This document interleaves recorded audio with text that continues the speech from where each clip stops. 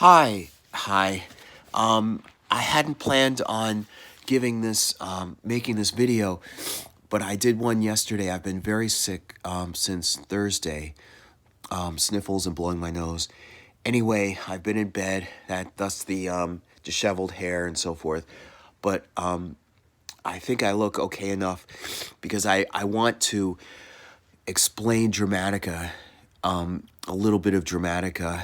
I created a separate playlist. You should be able to find it in this channel. About well, it's intended to be a video series explaining the theory of Dramatica. Dramatica theory is an innovative way of. It's an innovative theory about how the mind thinks up a story. It brought out, it explained and brought to light certain instincts and why they are there, for why we put certain things in stories and why we structure stories in certain ways. And that's what intrigued me when I first discovered it in 2012. I discovered it on a blog site run by Jim Hull, and it's existed. Well, I gave a history earlier, I think, but in another video. But it essentially it became public in the early 90s, and I wanted to explain a certain thing, a certain feature about characters. Part of the theory is that the characters that you see in the objective story arc, the objective story part of the story, are really aspects of the mind, different parts of the mind, dealing with a single dilemma. Let me explain what I'm talking about. In Dramatica, there's a single story form. You can merge various story forms together into, like, for example, a movie, but each story form is constituted by 4 through lines. The 4 through lines are the main character, which would be the audience's view into the story, the personal view into the story, and then the impact character through line, which is us watching this other character who has dealt with a similar situation, has dealt with the same dilemma. On some level, it is the exact same dilemma. It's only, well, dilemma as the either the main character or the objective story, only the impact character seems to have dealt with it with a different attitude. Perhaps he or she is right, perhaps he or she is wrong in doing it that way. But us as the main character, we as the main character are watching this impact character and being affected by it. There's an impact by the impact character on us as the main character. And we can choose to deal with our problems the way we have been. That Dramatica calls that steadfast, or we can change and deal with it in a different way. And that ties in with the impact character's impact upon us. Sometimes we are, as the main character, going on the right course. We may not know it, but only the end of the story and how we feel as the main character would determine that, whether we're in a good place, whether we're happy, or we're still sad. Let me use the movie First Blood as an example.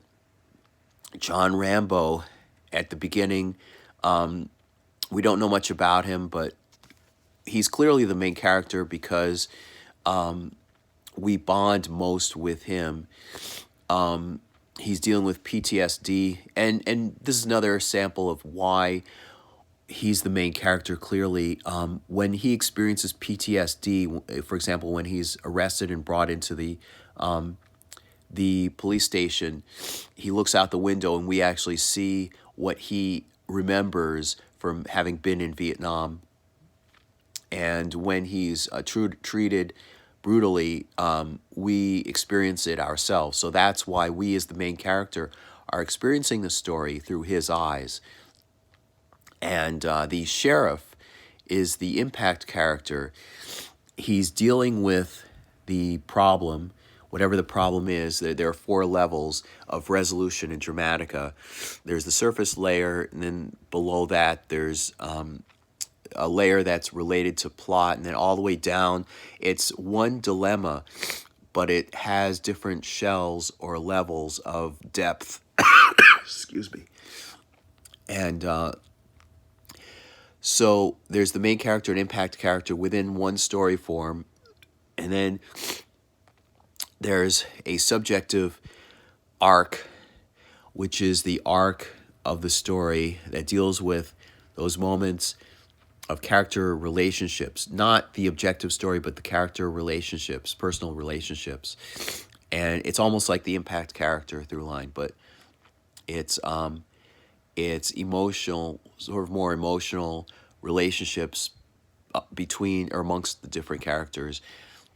And at the moment, I can't think of that in First Blood, but there's definitely an objective story in First Blood, which is the sheriff pursuing this escapee from justice or from the law.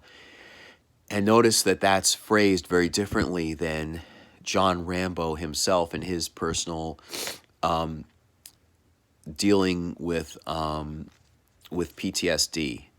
That's the objective story. In Star Wars, as I've said in an earlier video, the objective story is, in the first movie, A New Hope, it's purely the rebels trying to take the stolen plans to the Death Star to their hidden base, and the Empire forces led by Governor Tarkin are trying to stop them. That's the objective story. And Luke Skywalker, as the main character, is the one that we bond with personally, who is dealing with feeling stuck on this farm planet, and he never knew his father, and he wants to go out on an adventure, and he feels stuck, and there's an evolution of him out of that. And he goes about it in a certain way. He's very anxious.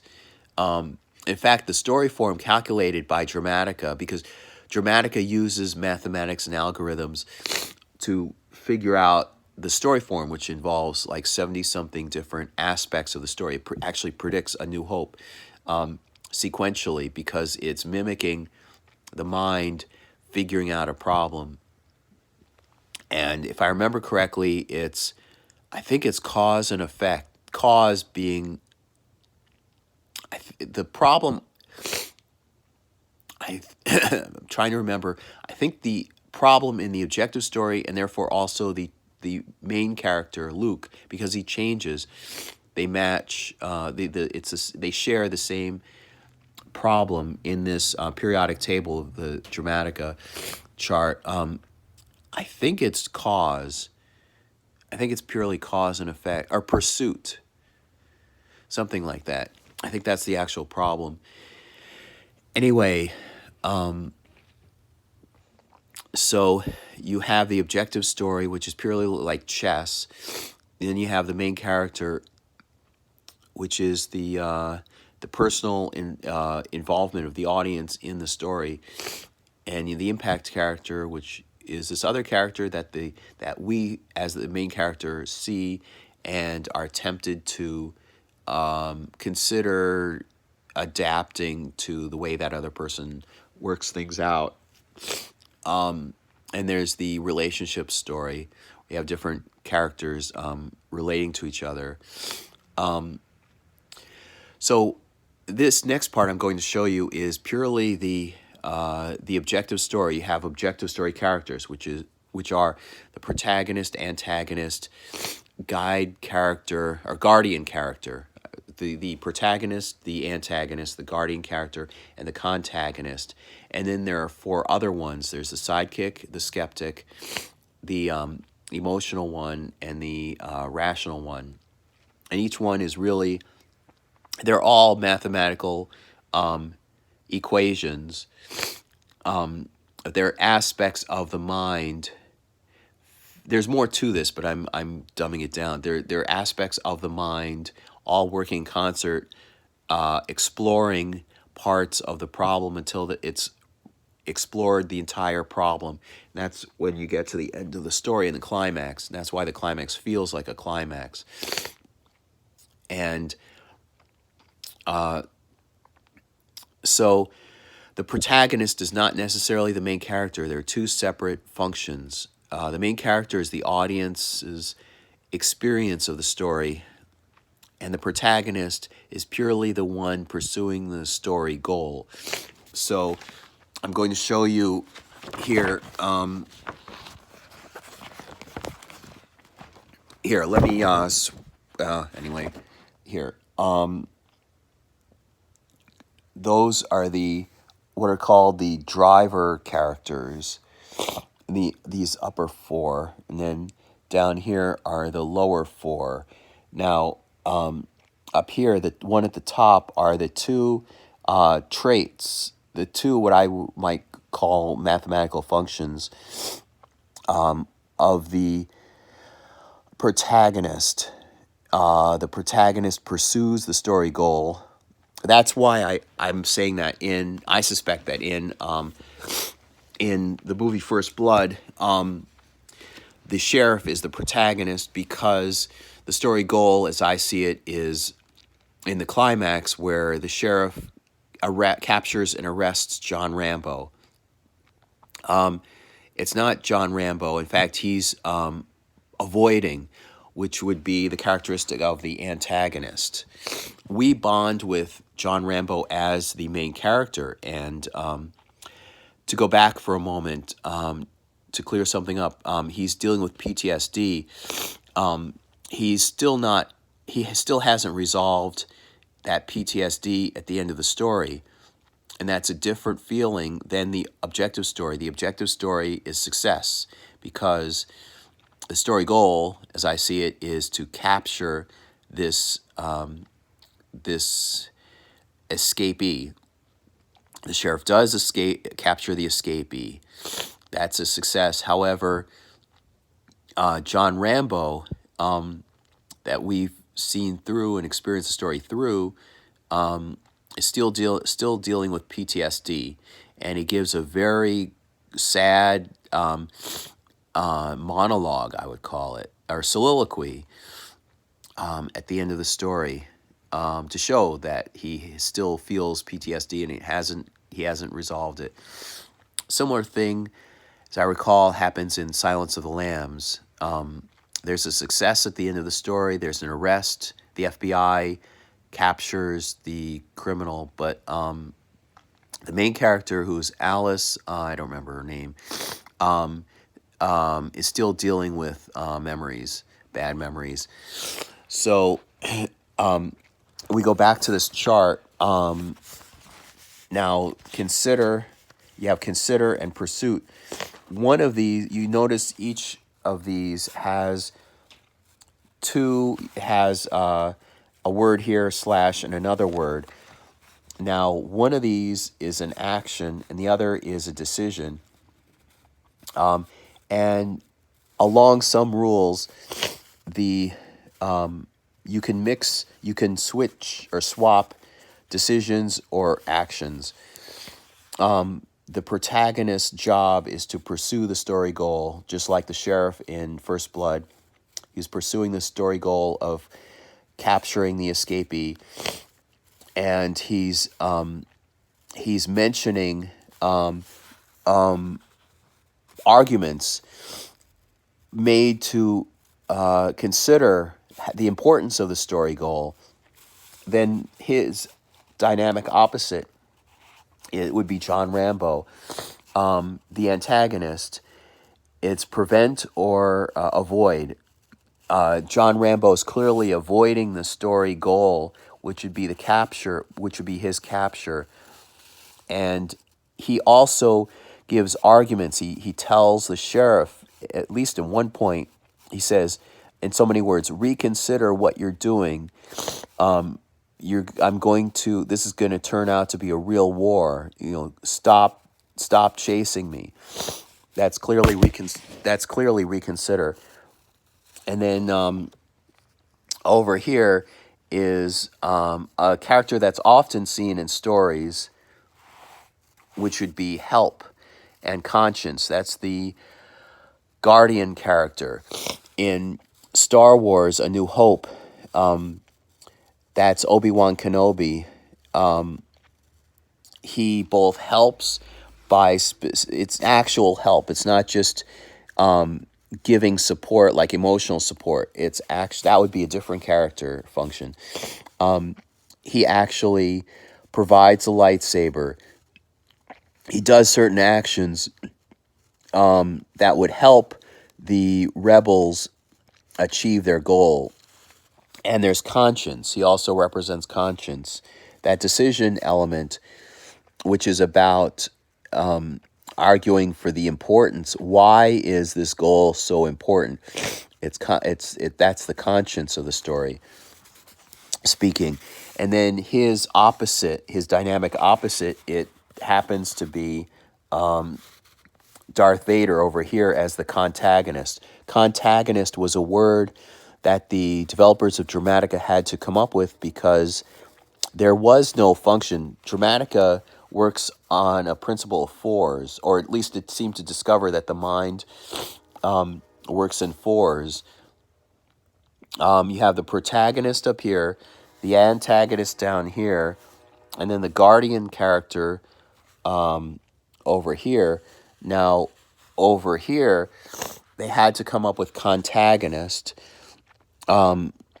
It's represented by hinder and temptation.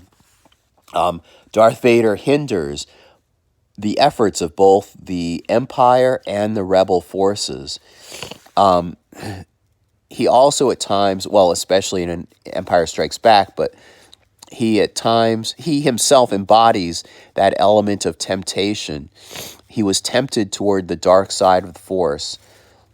He embodies that argument about that story argument about what could happen when you're tempted away from the story goal. Now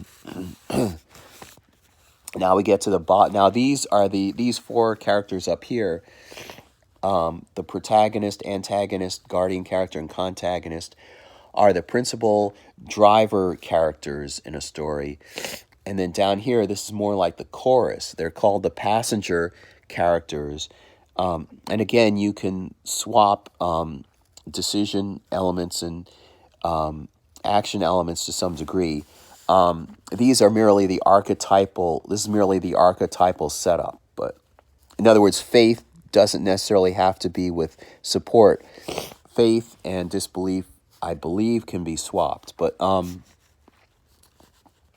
you have R2-D2 and C-3PO in this is the sidekick. Support and faith. Down here, support and faith. That would be R2-D2 and C-3PO, the droids. Support is more like the emotional support. Good going. They're like the cheerleader for the. It's like the cheerleader for the story goal. These are the principal characters doing most of the legwork for the story goal, and these are the passenger characters, more like a chorus. And support. The support element is good going, cheerleading the effort on, and faith, of course, goes along with that. That's a decision element. And then its opposite is Han Solo, which would be oppose. He's opposed to the rebels, Luke and so forth doing this. He's opposed to that. He's opposed to the whole opposed to the efforts of the rebellion teaming together. I mean, he just doesn't want to do it many times, doesn't want to participate. He's out of there. He's eager to just take his money and leave.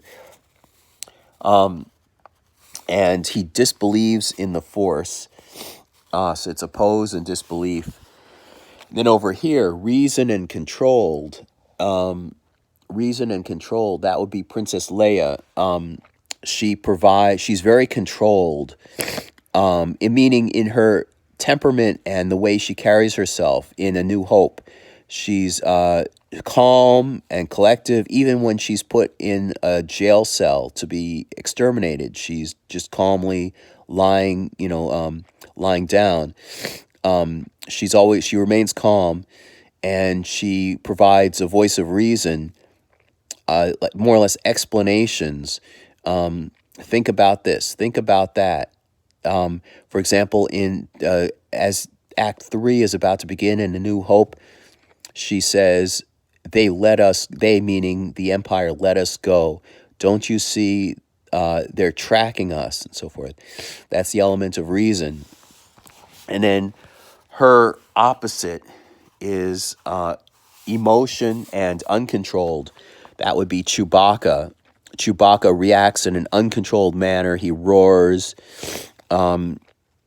He reacts emotionally. So that's some of Dramatica I wanted to explain. Now, that's all one story form. You can, such as in the case of Empire Strikes Back, and I think Return of the Jedi. I'm not sure about Empire Strikes Back and Raiders of the Lost Ark. You can have two story forms merged together. If I'm working from memory, but each story form has those 4 through lines once, one for each, one example of each.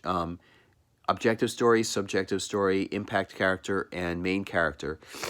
All 4 through lines working. And it has the main character either changing or remaining steadfast.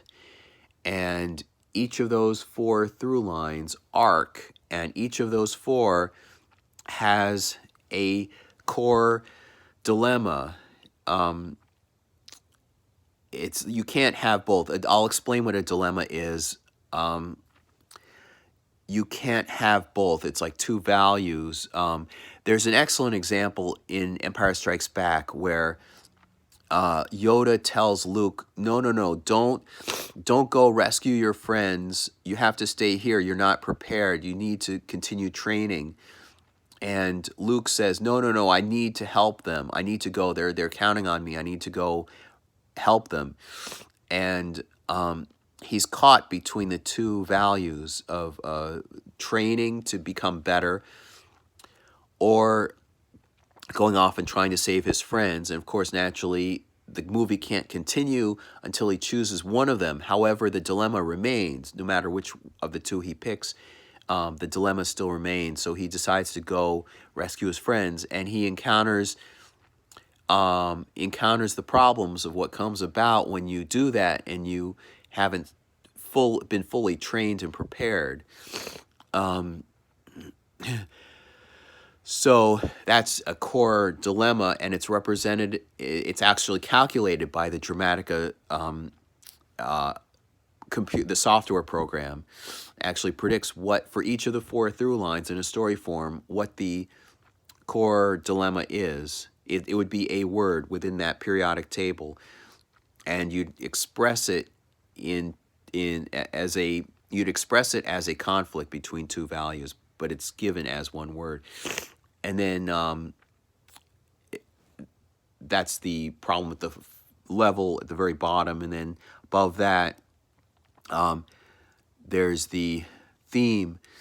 The dilemma has a thematic aspect to it, and then above that, it has more of a plot element or goal element to it. And then above that, there's the genre element to it. So, for example, a simple story like somebody stole something and you're trying to get it back.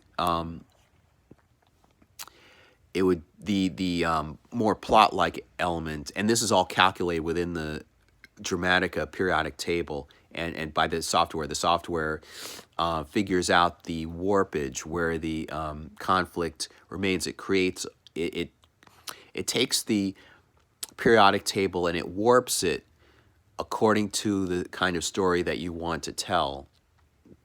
And so therefore some of the levels, like a Rubik's Cube, some of the levels twist and twist twice or twist once, and it affects the other through lines. So a simple story where somebody's stolen something and you want it, you need to get it back, it's yours. That act of stealing is related to obtaining and losing, which would be in the plot level. And then above that, it's in physics, the physics genre. So it goes down and becomes more refined or defined until you get to down to the very bottom. It's very specific. So it's hypothetically this example. It would be a type of physical conflict involving obtaining and losing, and then beneath that there would be a theme like I don't know, altruism or self-interest maybe. The story is exploring maybe aspects of how we act in our own self-interest for better or for worse, and then there would be a core problem underneath that. So one story form has 4 through lines, and each through line has those 4 levels of depth in its dilemma.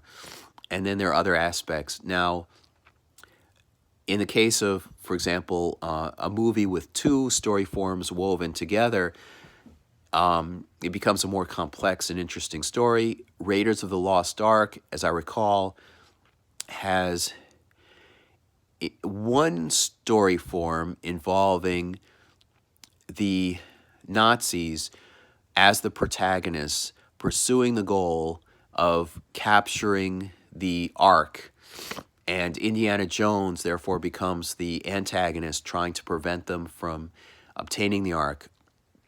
And in Act 3, we can tell that the Nazis are the protagonists because they are, once they've captured it, they try to unleash, they actually do unleash the power, the divine, the power of God from the Ark, through the Ark, whatever. And Indiana Jones is trying to prevent them from doing that. And of course, yes, I think the arc itself, there's an impact character, and this is one of those times where there are several characters that take turns playing the part of that one impact character. They take turns playing the role of the impact character, because this isn't really, on some level, this is the mind figuring out a problem. So different characters can step in and take turns as long as that impact character role function is expressed. It's okay. At some time, it's the Ark that's the impact character. At other times, it's Sala that's voicing the role of the impact character. And I'm trying to remember how Marion factors into that. I'm not sure if she's the impact character or not. I don't think so. Then that's the Nazi story. Then the other story, the whole other story form, its own separate story, is Belloc. It's 2 archaeologists rivaling, there's a rivalry between them.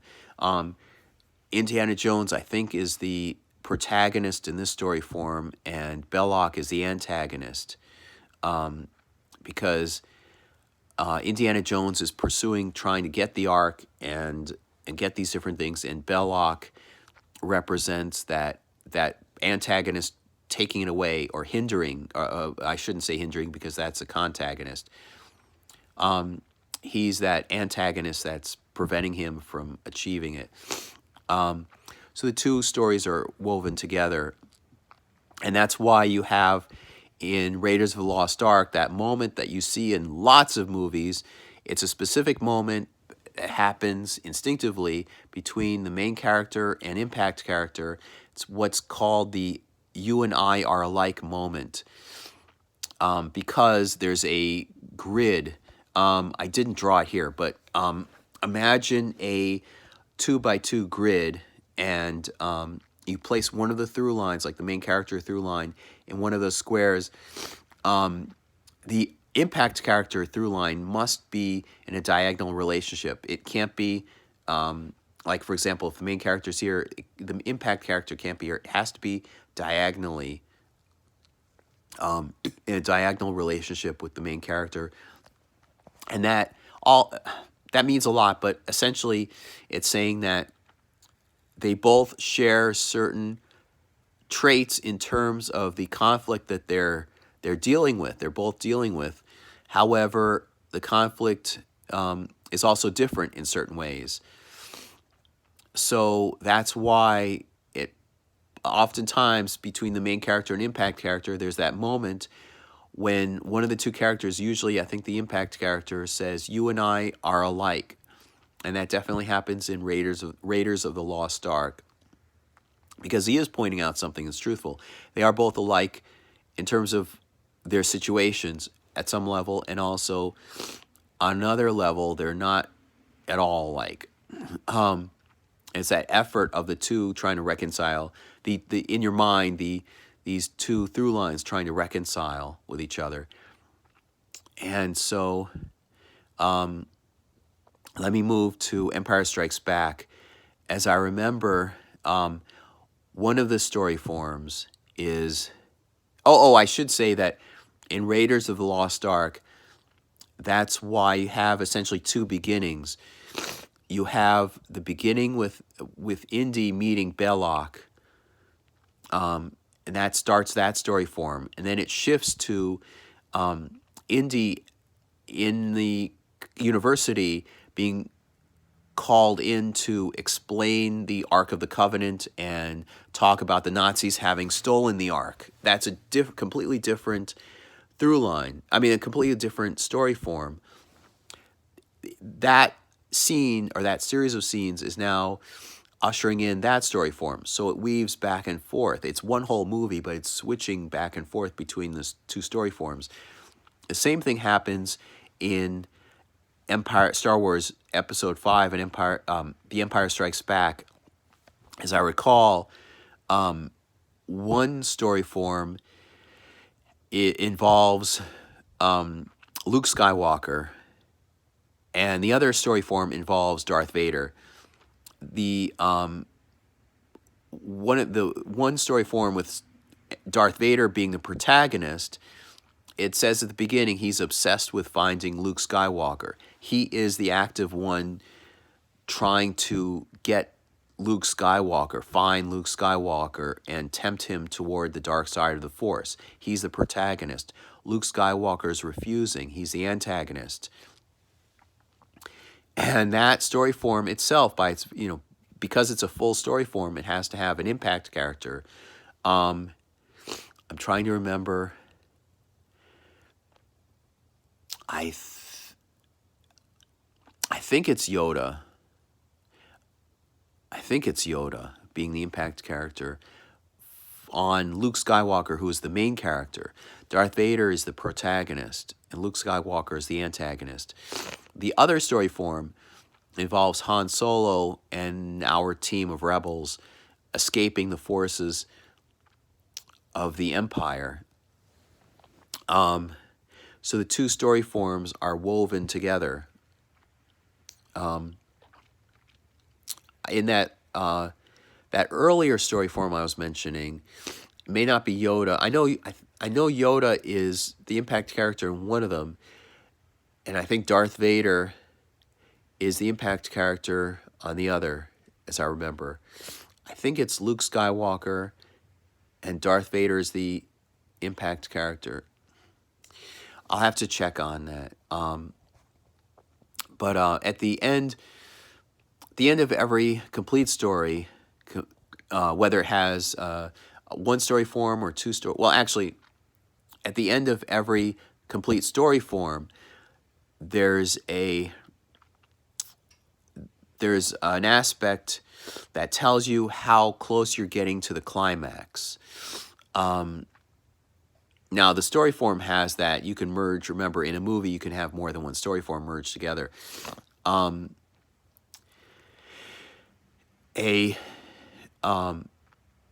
One type of measurement as to how, and it can't have both. It has to have one or the other.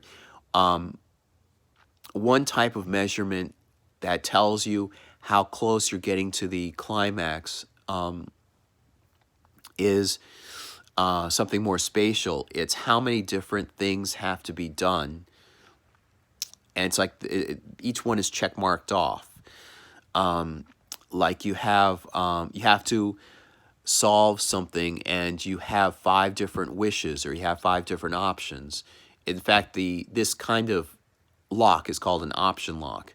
It's spatially related. You have 5 different chances to be able to get it right. It's like picking a lock. You have 5 different possible combinations. The other one is very much more linear. The other type is called a time lock, and it's simply an amount of elapsed time. You have 48 hours in order to free someone from jail, something like that, and the clock is ticking. The two are very different. As I remember reading, there's a romantic movie about a president who dates someone who is a lobbyist, I think for a green lobby. And I haven't seen the movie. I don't remember. I think it has the word president in it, but I don't remember the name of the movie. From what I've read, they did a clever thing because, according to Dramatica theory, men and women think differently in certain ways, or I should say men and women. There's some people that instinctively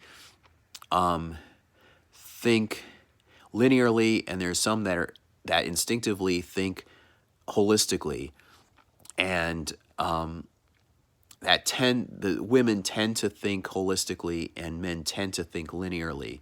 Linearly meaning if then, this leads to this, cause and effect. And holistically meaning if you impact this over here, it's more like drops hitting an area of a watery landscape. A splash here impacts the rest of the environment in some way. So from what I've said before, remember time lock and option lock. The option lock is more spatially related, and time lock is more linearly related. According to Dramatica theory, women would feel emotionally attached to a story that's more option lock oriented, and stereotypically you'd say something like relationships or different possible suitors for someone, several different possible boyfriends for the lead character, something like that. That would be an option lock. A time lock is more like you have 2 days in which to accomplish this task. Or it's a basketball game. You've got 48 minutes or something in order to get the most number of points. That's a time lock. And stereotypically, the linear thinkers in the audience would follow and empathetically will be empathetic to a time lock, and the holistic thinkers would be more empathetic towards an option lock.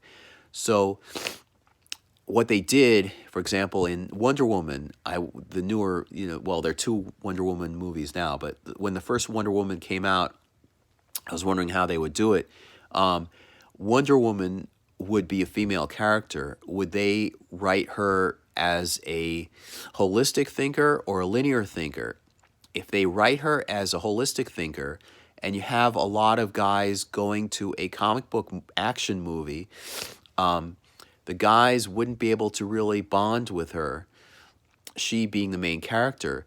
But what they did was they made her a very, very linear thinker. She wants to go right to the heart of the problem and solve it. And she thinks of it in limited, inexperienced ways. She's out of her element. She's never experienced life in Britain or the United States, wherever it's set, Europe, whatever it's set. She's taken out of her own island world. She's in this world, and she tells Steve Trevor, take me to the heart of the problem. And that's a much more linear way of solving things. And Steve Trevor says something that's more holistic. You got to consider this, and you have to consider that, how that impacts that, and so forth. So she's very linear.